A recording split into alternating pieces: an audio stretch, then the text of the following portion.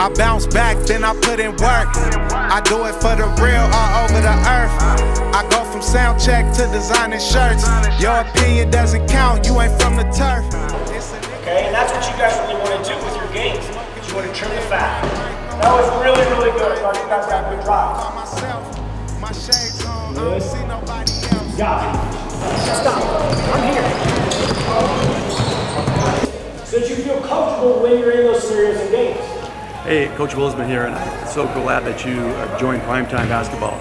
I'm excited that you're here because we're about helping invest in your life as a basketball player. Long-term goals for Primetime Basketball, we're just trying to create an environment for healthy growth for kids.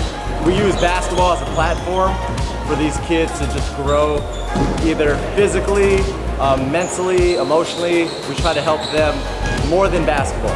It's bigger than that for us.